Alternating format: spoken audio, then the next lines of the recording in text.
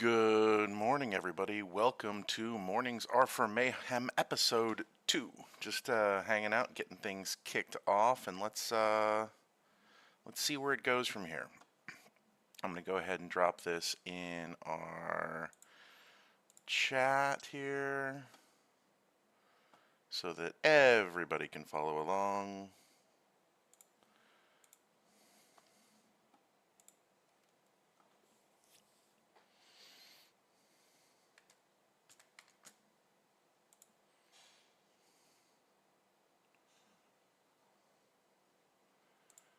Go ahead and drop an announcement.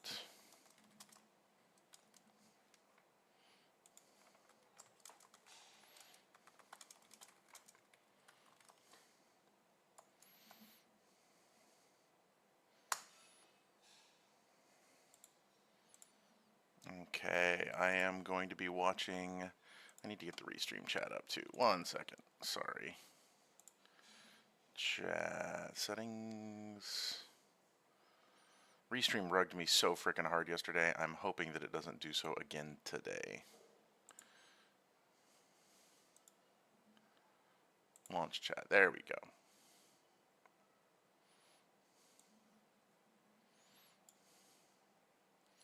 So I'll be pulling questions from there as well as everywhere else. Rex, hello, good morning. Where are you coming in from?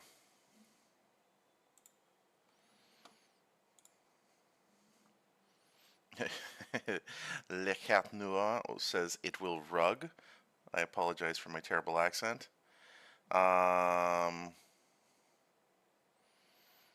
Okay, Shihab. Actually drop this.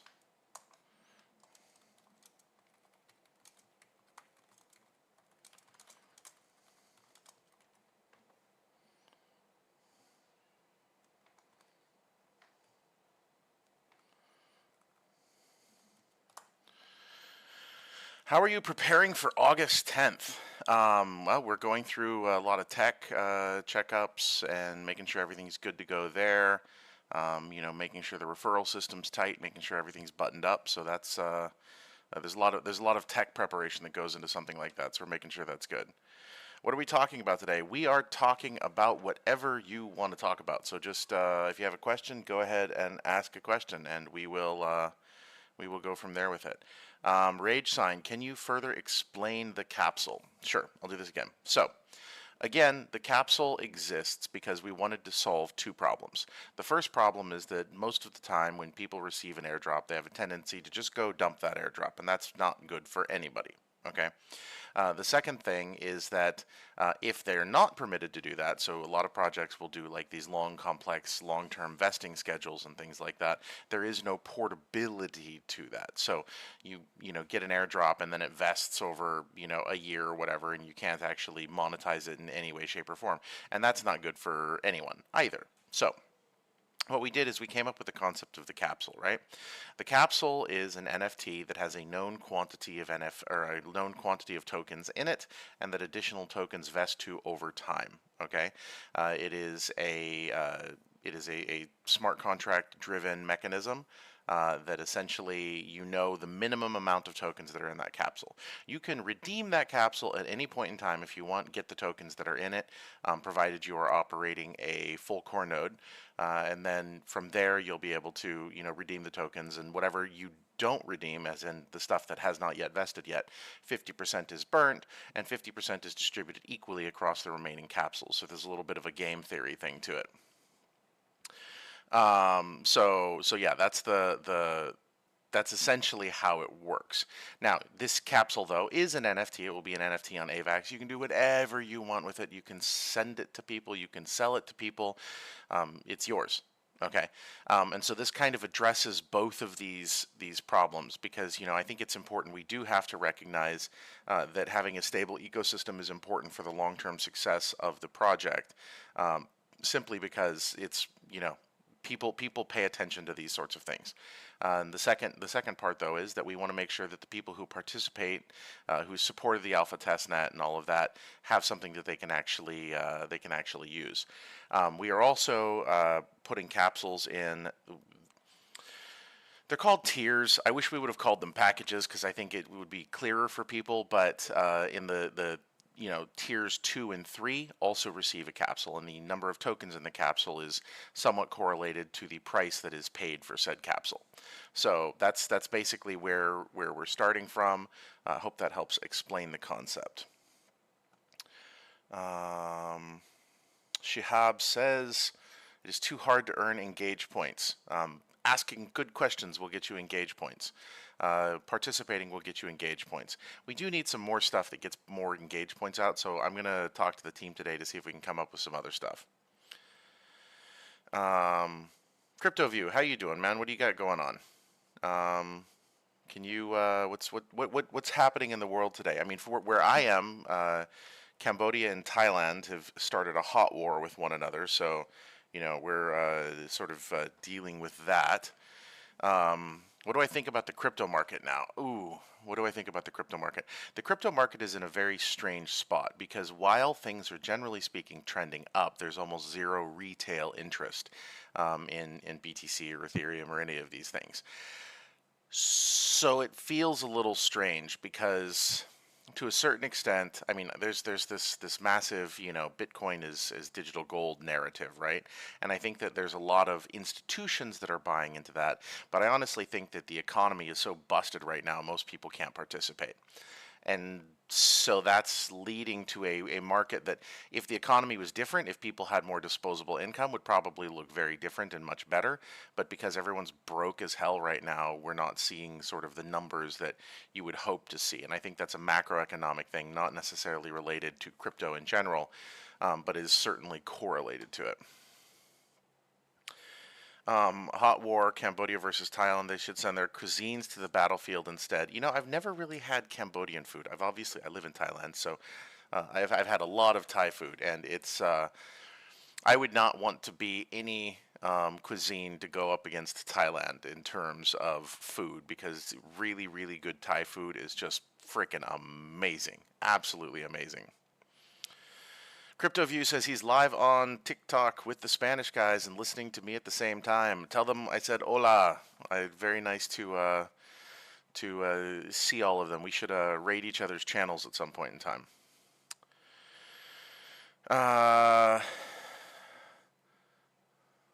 Okay, I think this is Shihab that has asked this. Shaharia Islam Shihab Wagmi Hub. I know I did not say that correctly. I apologize. How does Datagram ensure security and decentralization as full cores begin earning performance-based rewards? Is there any mechanism in place to prevent a small group from gaining too much power over the network? So basically, it is in terms of a small group gaining power over the network, everything is set up in such a way that it is it's very difficult for a whale to come in and take control of a large percentage of the nodes. It's not like other projects that have sort of, how do I put it, large allocations of nodes that go to people sort of in advance of things. We don't have that. There's no founders having 7,000 nodes each problem that you guys are probably familiar with in other places. So everything, and even the purchases, is very anti-whale. Okay, so you're limited in the number of nodes that you can purchase at the lower tiers, and at the upper tiers, it becomes more price prohibitive, and still, you're going to have a large number of people who are, actively decentralizing the network with their purchases in the other tiers. So I'm not super worried about that. But even so, the security and decentralization portion of this, okay, if you are participating in this network and you're building this entire thing out, the nodes that are going live right now are resource nodes. These are not chain nodes. So there is no ability for anyone to basically screw up the functioning of the network by owning too many nodes. Now, they could hypothetically receive a fairly large amount of rewards, but even that is, there's a lot of other ways that this happens, and then over time, as it transitions from uptime to usage based, the rest of the network, the activity basically will go to wherever people are actually using it. How many nodes are individually available on Tier 1? So in Tier 1, you can purchase nodes across all 4 tranches, and I think we have it set up at 2, 2 for the first 2 tranches, and then 4, 4 for the last 2 tranches. So I think you can purchase a total of 12 nodes in Tier 1.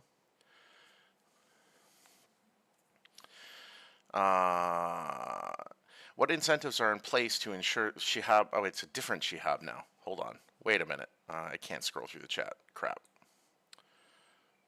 Okay. Maybe it's a different Shihab now. Anyway, what incentives are in place to ensure the node operators stay active over time rather than just minting a license and going idle? Are there penalties or dynamic rewards adjustments based on uptime or real contribution? There's no penalties, but obviously if you're not doing anything, you're not going to receive rewards. You have to actually be operating your node to receive rewards. So if you're not doing that, then you're not going to get anything, which I guess is a penalty. But basically, the entire ecosystem is based on the idea that you should be rewarded for contributions. And at the initial phase of this, that contribution is uptime. And then going forward, it's going to be based on usage. So if you're not out there to be to have your hardware used by the rest of the world, then you're not going to benefit from it.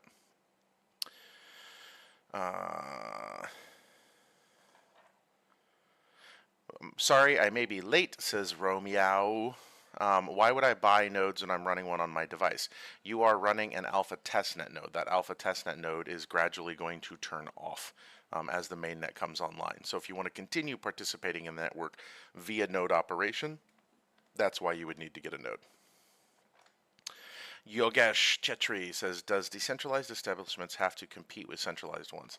Do we have to compete? I mean, in sort of the abstract, I guess, yeah, we do. But the reality is that centralized and decentralized infrastructure do 2 very different things. Thank you for changing your name, Shihab. But anyway, centralized and decentralized infrastructure perform 2 separate tasks. There are certain use cases for centralized infrastructure that are not as optimally decentralized. Okay, so for example, if you were to be doing AI inference or training across a cluster of, say, 8 H200s, okay, this is advanced AI inference and training, and doing it on 8 separate devices spread all over the world would be massively inefficient, because the way that training works is essentially you have one thing created, and then the network basically looks at it and says, does this make sense, and then they iterate and go back and forth, right? So that's that's that. Obviously, having all of those devices with the same exact settings, same exact composition, and numbered serially on their serial numbers in a single rack is going to be much more efficient. And so that's where you get centralized infrastructure, because you literally need things right next to each other in order to have the efficiency necessary to achieve your goal of training whatever it is. Now, whether that has to be in a data center, whether you can have individuals that stand up these types of things. I mean, an H200's like $35,000 right now, $40,000 right now. So, you need a couple $100,000 to, stand up one of these clusters. And then you could, of course, offer that to people in sort of a decentralized fashion. But I guess it's a little bit of a gradient between centralization and decentralization. So yeah, there is always going to be some competition there, but I think that they kind of just do different things in most cases. Shihab, what is the long-term vision for Datagram's ecosystem beyond node rewards? Are there specific application layers like AI, Telecom, Cloud Infra that the network is being optimized for? Cloud Infra and AI are 2 major focuses. In fact, I don't think it's been pushed live yet, but we now have a new version of the Node software ready to go where you can optionally turn on the AI inference component, and you would then download the AI model, and you would receive additional points for doing the AI inference. NTPY, is my question included here? I sent it several times and it failed. Let me go to the actual Twitter really quick and see if it's getting stuck somehow, because that happens sometimes. The chat is loading. Twitter's like rugging right now too.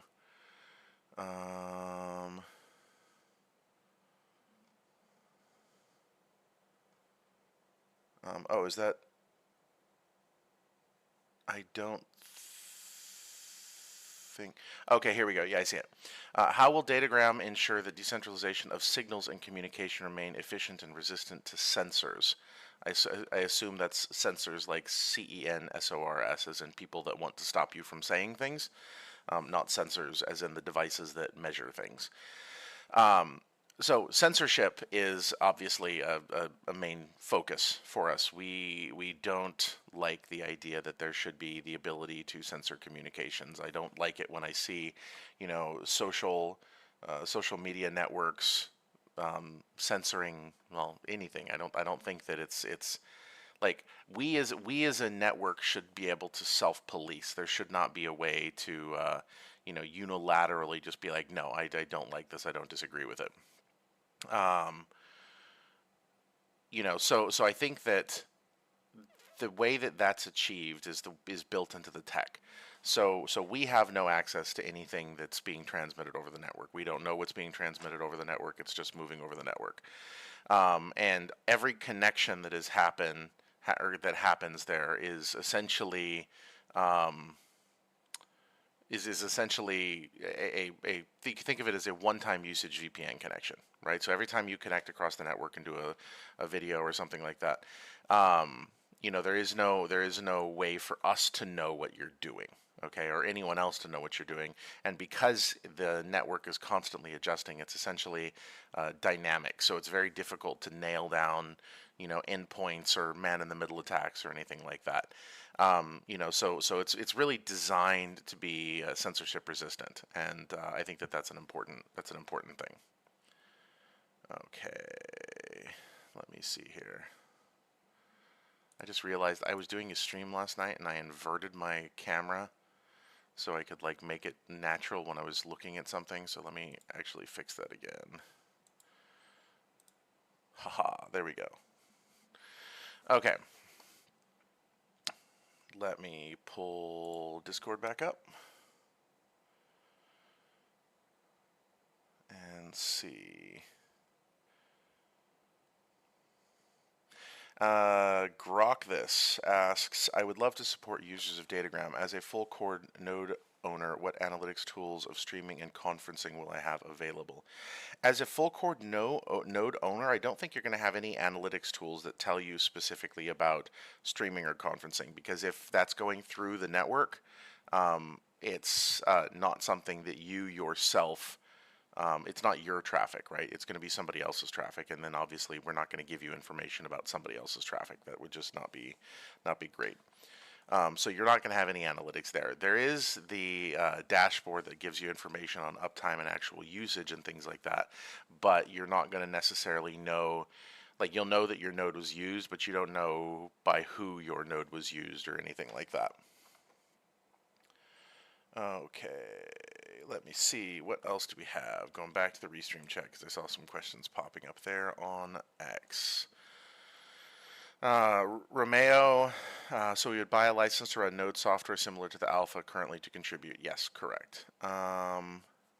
Once full core nodes are active, what kinds of real-world applications or integrations can we expect? First, will developers be able to build directly on top of the network soon? Yes, they will be able to build directly on top of the network soon. You can right now via API and SDK if you're doing anything that's real-time communication based. That's already available. You can do that right now. And in terms of once TCP comes online, then you can build pretty much whatever you want on top of the network, which I think is going to be very cool.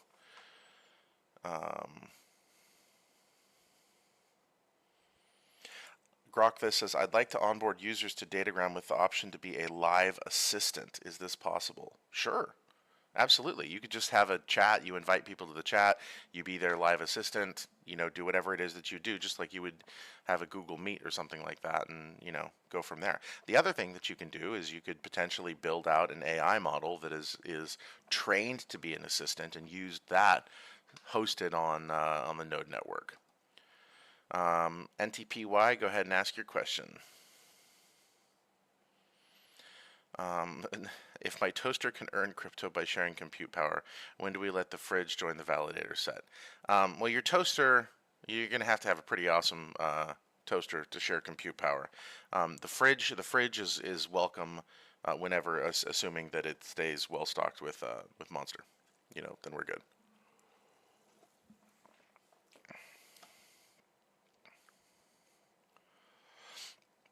Andre asks, is the data held by Datagram high quality? What I mean is some projects also collect data, but projects that provide data have flaws in it. We're not collecting data for any specific purpose. This isn't like a grass type situation where we're scraping and data set. We're not in the data game. So you could use the node network to scrape without any difficulty. But yeah. We're not the one that store that data. You could store that data if you wanted to on the network, and then it would have, the quality of the data though would depend on the inputs to the data, the filtering of the data, all of that. Shihab, it is live on X and on YouTube. Let me see what your question was. Since rewards are performance-based, how does Datagram ensure that node operators stay active and don't just hold licenses passively? I already answered that question. That's the last question I see from you. So I answered that, I don't know, 5 minutes ago. But basically, TLDR is if you turn off your nodes, you don't get anything. So, that's, pretty limiting, I think, in terms of earning. So there would not be, there's no passive, okay? There's no, there's no passive earning in that, you just, purchase a node and then magically get, tokens. Doesn't work like that. You have to purchase a node, you have to run the node.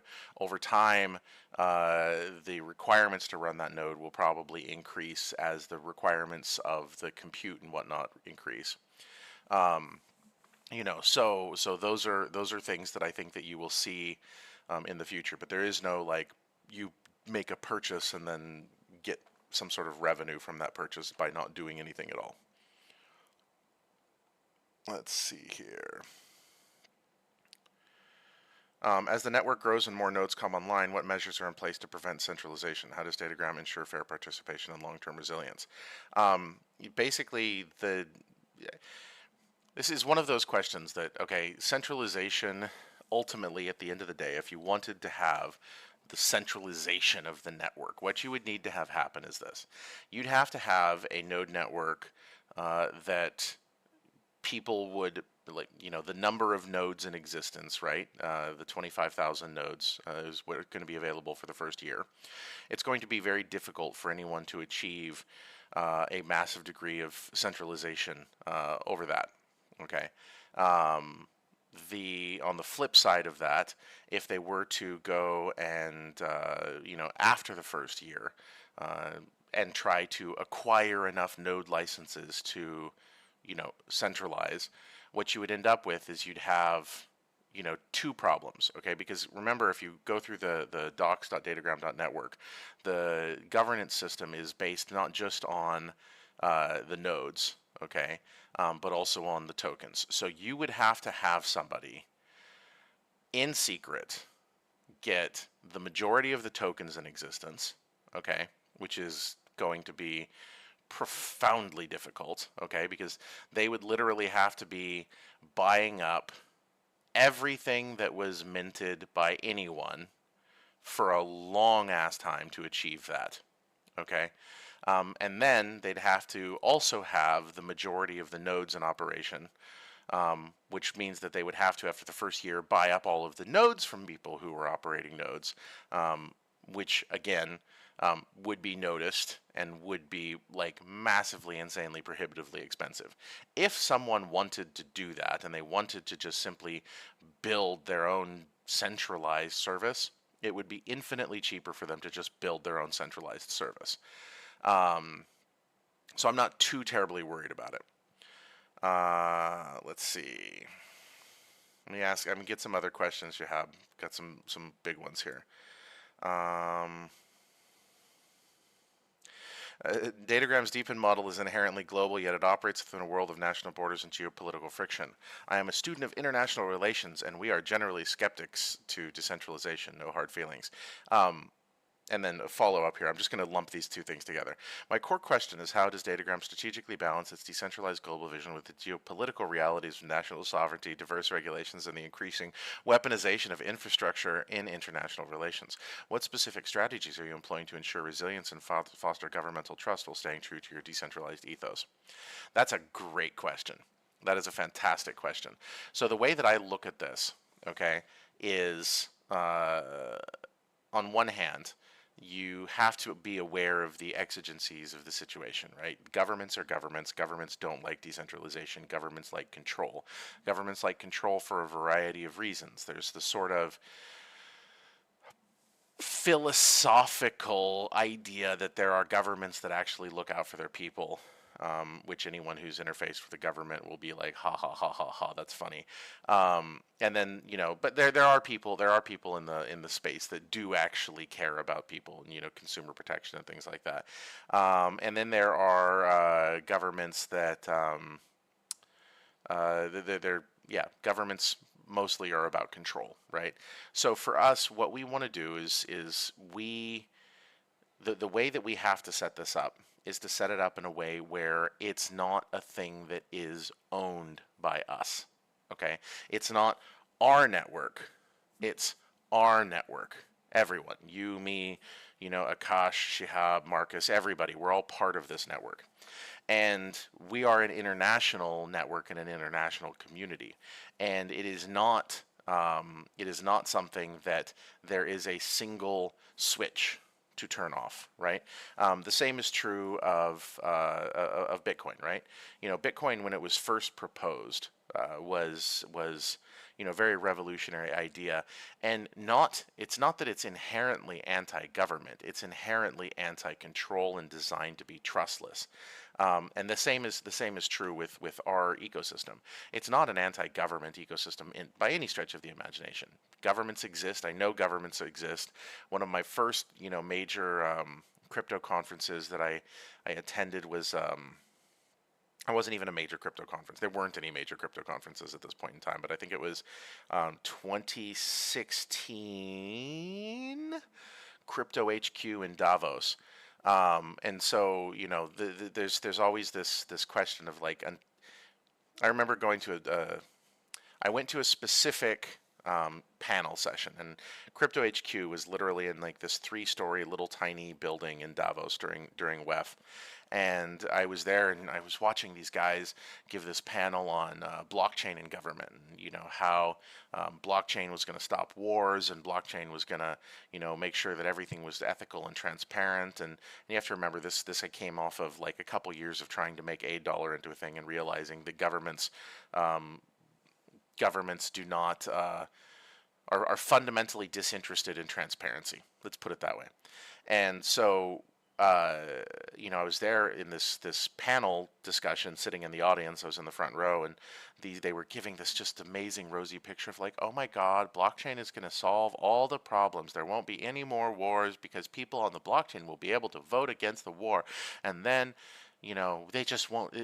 Absolute like rainbows and unicorns and just silliness. And the reality is that until you can tokenize tanks and tokarevs and actually put them on the blockchain with some means of control, governments are going to exist. Because I sure as hell don't feel like going and waging some sort of war. I just want to build amazing tech that enhances freedom and makes everything better. Makes everything better for everybody in some regard. So for us, we want to ensure the freedom of communication and we don't have the ability to turn that off. That's the whole plan. So as this decentralizes, it gets to the point where, and I've said this before, a blockchain project should be able to exist without the company that starts the blockchain project. Now, it won't right away, obviously, because there's things that have to be built. But in the long term, you have something like Bitcoin. There is not a company that's behind Bitcoin. Bitcoin is built by the community and for the community, and that's what I want to see. That's my ethos behind this here. Shihab says, I just wanted to say you guys are honestly amazing. The amount of support, communication, and dedication you give to the community is something we don't see in most projects. While other teams disappear or avoid questions, Datagram feels like fire. Always active, always helpful. Huge respect for all the hard work you're putting in. We're proud to be part of this journey. Thank you, sir. I appreciate it. Yes, this is what it's about. This is not about me. This is about you guys. This is about building a community, all of us working together. Let's see here. Yogesh says, and this is in our Discord, which if you guys aren't in our Discord, you should join. I should have put the link in the description, but I didn't. But if you go to datagram.network, you can click on the little Discord icon and it'll bring you there. Yogesh asks, currently as per risk report by WEF, the #1 global risk is the risk of misinformation and disinformation. Will Datagram have to deal with risks like this where there are trust issues in the long run? This is going to be a rough answer. Everyone has to deal with this. Okay, we are now living in the age of AI and deepfakes, and I know this because I've seen people have sent me videos. Okay, because there's hundreds of hours of me talking like this on the internet, so there's tons and tons and tons of information to train an AI to sound and look exactly like me. And so we are living in a world where you really fundamentally can't always believe what you see or what you hear. The WEF, as much as I dislike them generally speaking, is right that misinformation and disinformation are huge problems going forward. Everybody has to deal with it. It's not an us thing, it's an all of us thing. So yeah, it's going to be an issue. Crypto Lion, love it. Love you too, man. Everyone follow, give at Crypto Lion a follow on Twitter. I think it's at Crypto Lion, right? That's your thing. Anyway, he just commented. Give him a follow. They're doing some cool stuff. How does the Datagram airdrop strategy align with your long-term vision for decentralization and community? I assume that's community. It almost looks like it says corn on my screen. Maybe I need to get my glasses cleaned. So the airdrop strategy aligns with my long-term vision because it brings people into the community, and that's ultimately what it's about. Putting something out there so that people can join up and participate. That's all it is. Okay, let's see. No, you're not asking too many questions, Shihab, at all. Continue. I appreciate that. In fact, let me. We need to make sure Shihab. There we go.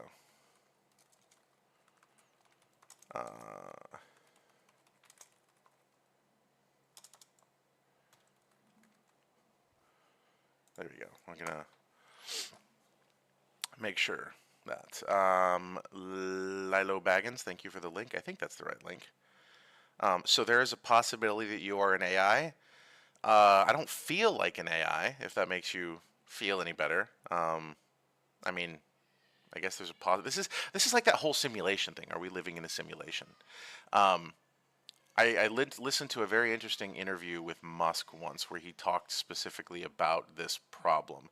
And statistically speaking, the likelihood that we are living in a simulation is infinitely higher than the likelihood that we are not. And the reason for that is that if we're living in a simulation within a simulation within a simulation, so on, simulations all the way down, there's only one actual reality. And the likelihood that if there's an infinite number of simulations and one actual reality, the likelihood of us living in a simulation probabilistically is much higher than us living actual reality. Which is kind of a funny thing to think about because we could very well, this could be the Matrix, I could be an AI, you could be an AI, but then that also begs the question, if everyone is an AI, is anyone an AI? Or are we all just simply uh, electromagnetic creatures inferring our reality around us? Okay, let's see here. Somebody asked a question I want to go back to.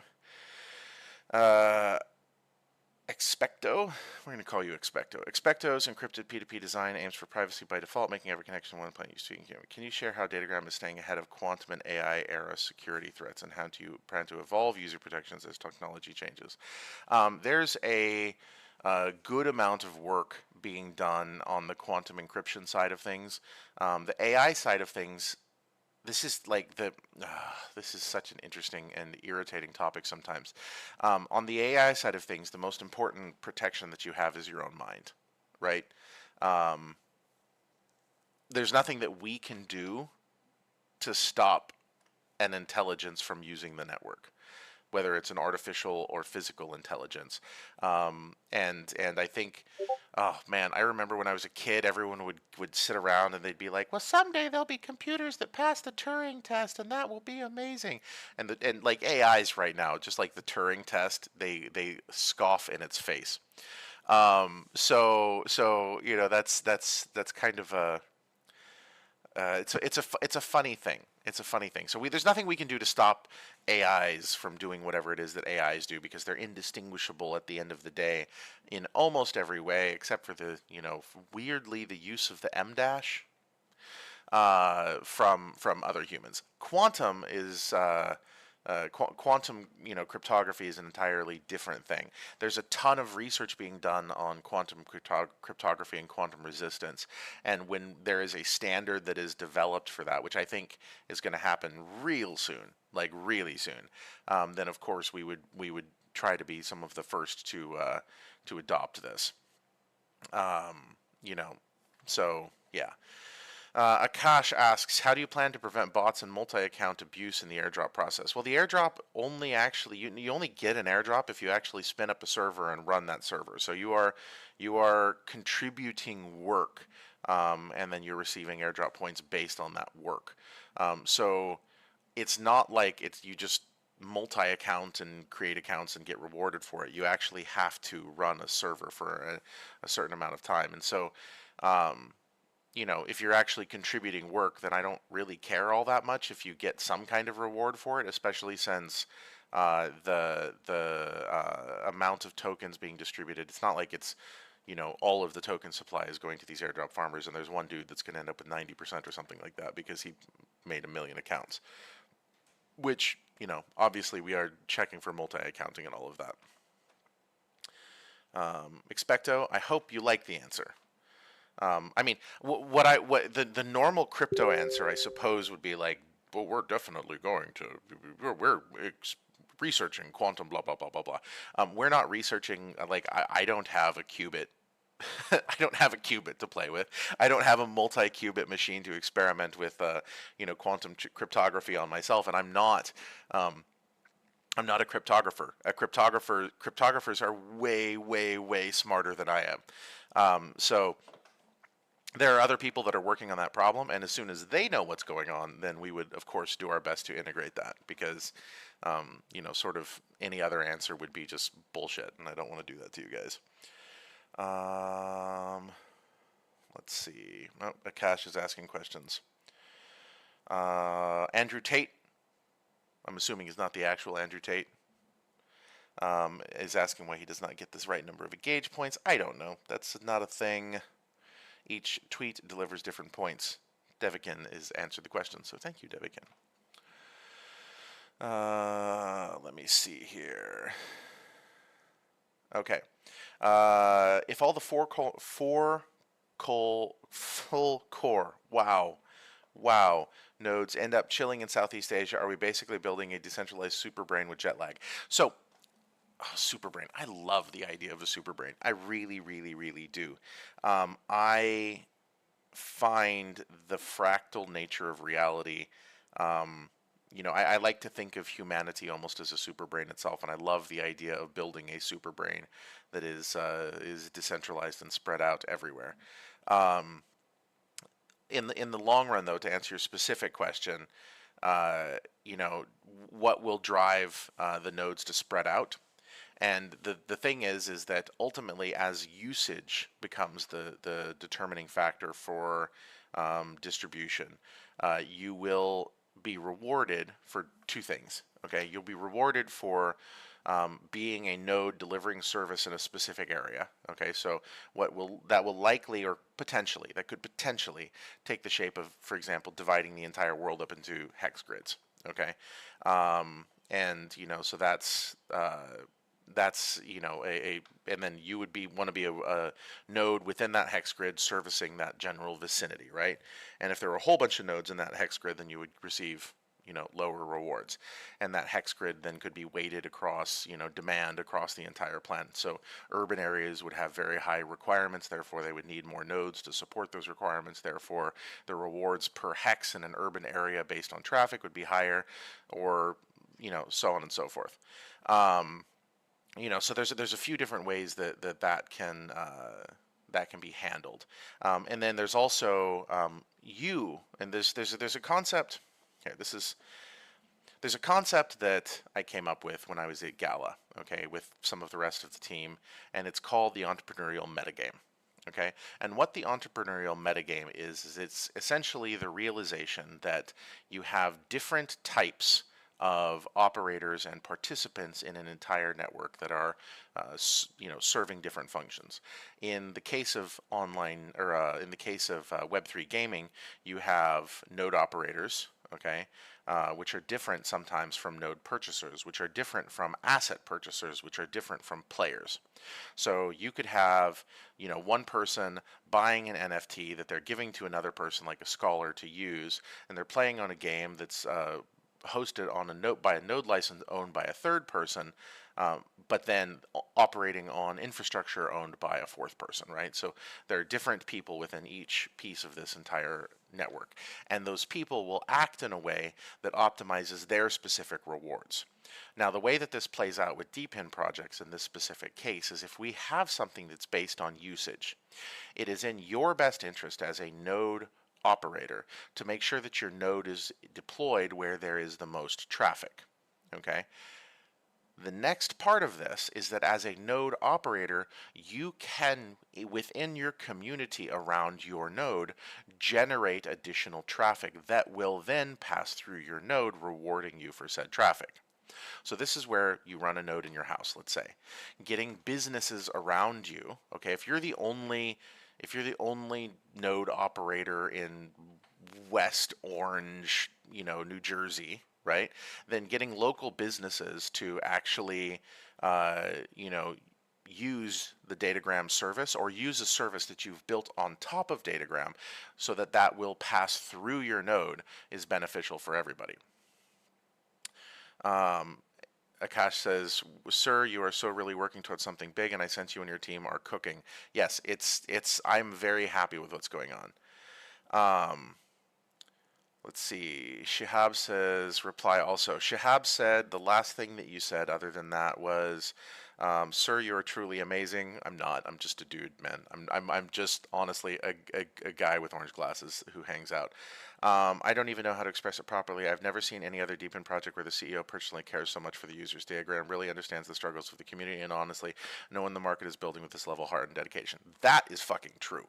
I am so frustrated by Web3 and how users are so often treated here, because we together build this. I, by myself, okay, you take all the Datagram engineers, you take me, you take all the moderators, all the people that you would consider team, right? You take all of those people, we can't make a DePIN. We can build the technology, okay, but we can't make a DePIN, because then we would just be a single centralized organization. The DePIN depends on you. The DePIN depends on you in the community, operating your hardware, running the software, building the community, bringing people in, bringing customers in, bringing network traffic in. All of it depends on all of us working together. And so this is the compact that we have with one another, where we help to build some of the infrastructure and the tooling, and then you guys help to grow the community and grow the presence and grow everything as we all work together on this. So yes, the community is very, very important for me. Without the community, we don't have anything. So let's see here.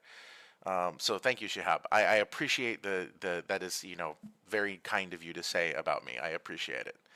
And yes, you're always welcome to ask questions.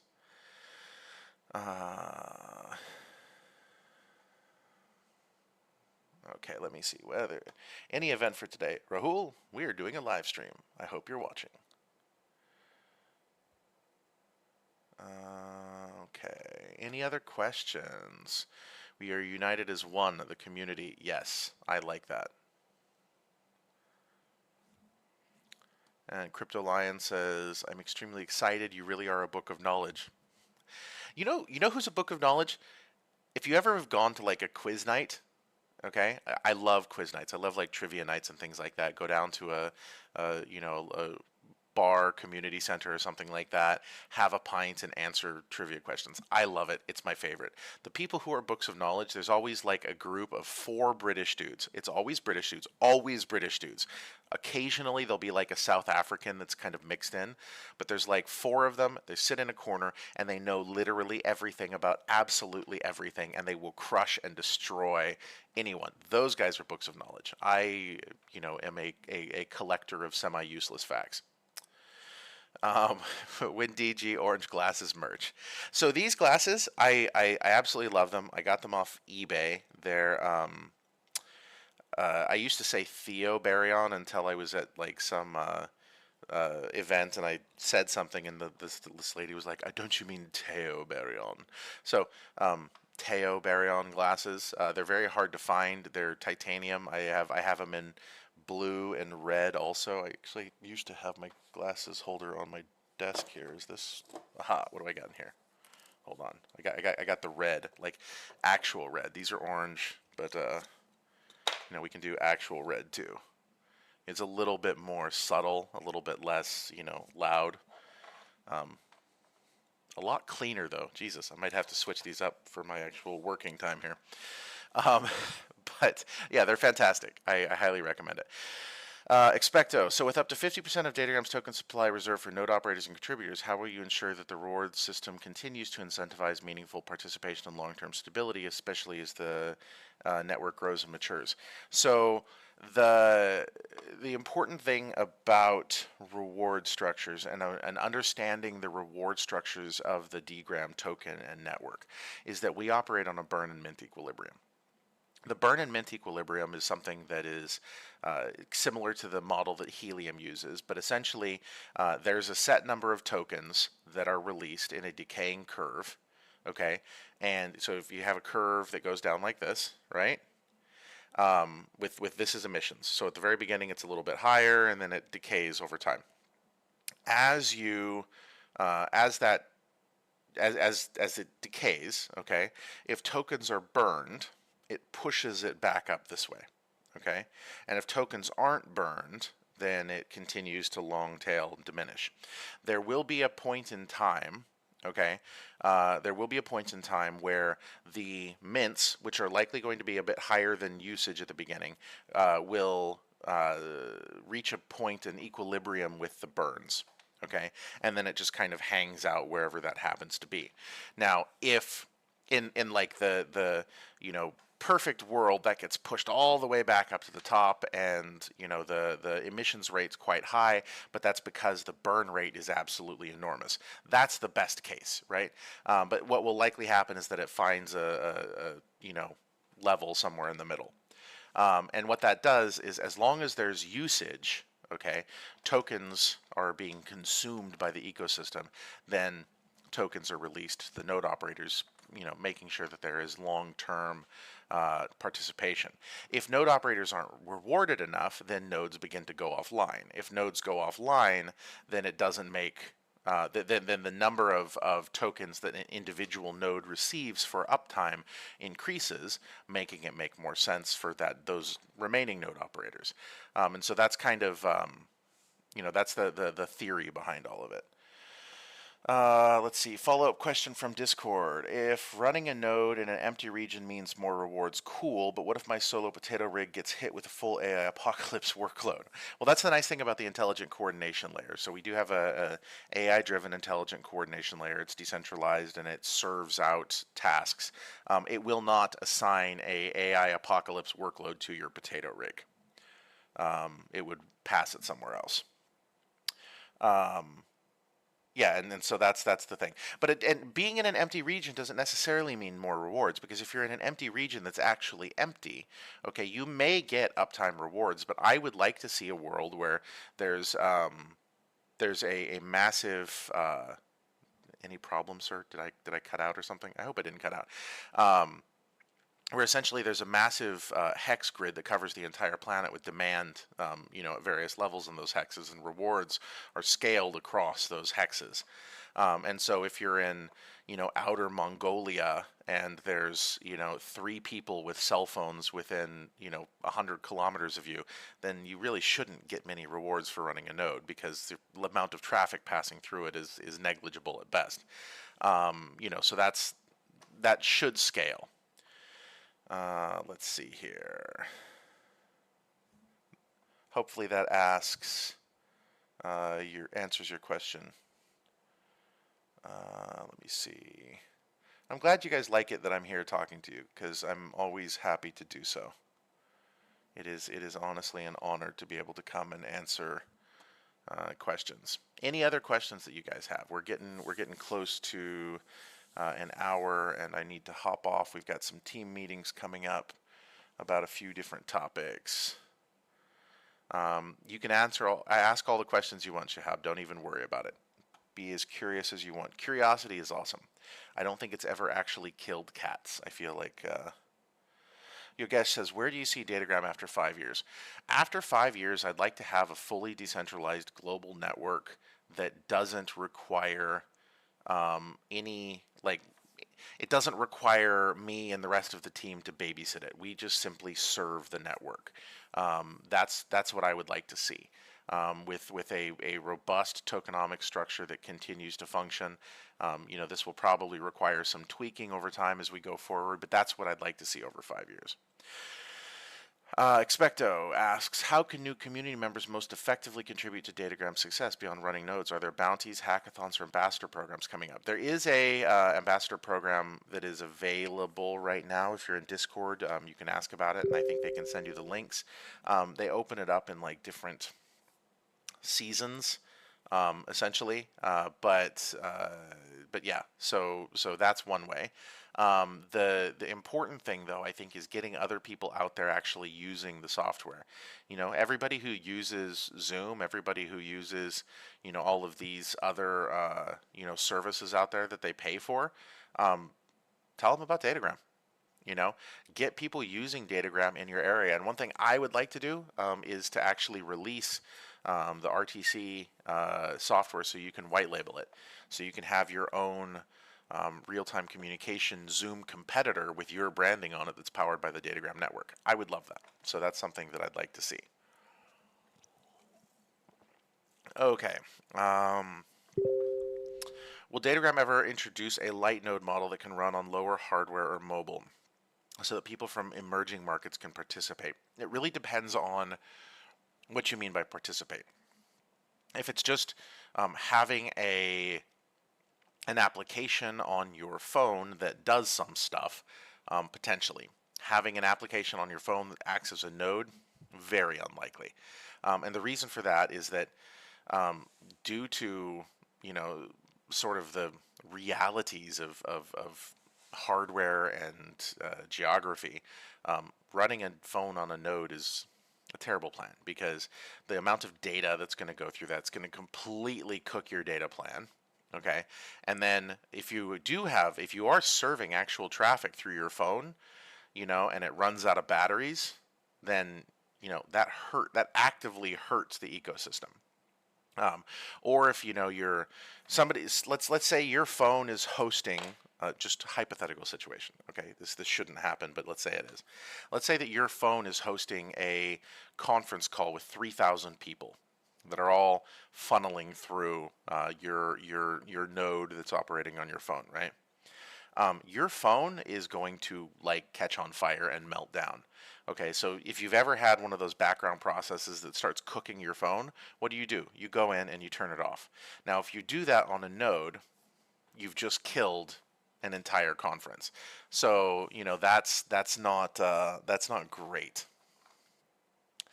Um, let's see. Uh, Given your dedication to a self-sufficient community-owned infrastructure, how do you plan to build necessary global consensus and distributed governance mechanisms to ensure the network's long-term resilience and evolution? Especially, hold on, my wife just sent me a message that says I will die soon, so I need to look at that and see what the hell that's all about. My guess is the children are being rough.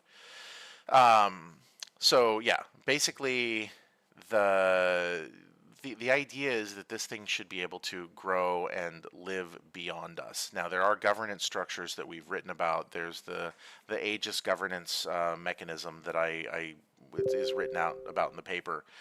That's something that I want to see actually built out, and in the long term, I think it would be. It'd be something that can potentially run the network, and if it can run the network, then there isn't a central entity that essentially controls it, and so you don't have the ability for anyone to go and say, "Hey, you need to turn the server off," and that's important. And so that we're moving forward with these sorts of things as quickly as possible.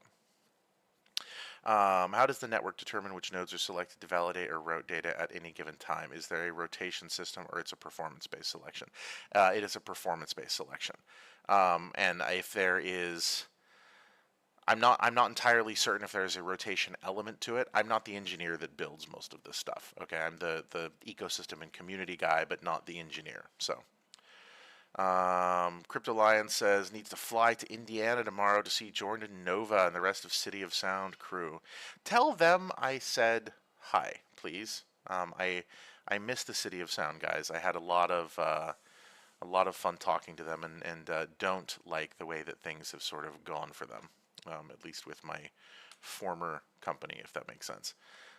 Since Datagram focuses on global data routing, is there any plan to integrate AI or machine learning for optimizing node selection, congestion management, or routing paths? Already done. That's the thing. That's what the intelligent coordination network does. Yeah, oh, my daughter is drawing and getting frustrated. So yeah. Um, if a node goes offline for a short time due to network or power issues, will that affect rewards?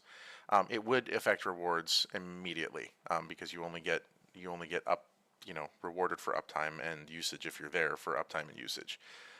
There is not a penalty system other than the fact that you just don't get the rewards that you would otherwise have got during that period. Okay. So anyway, guys, let me go check Discord again really quick, see if there's any other questions. There are not at the moment.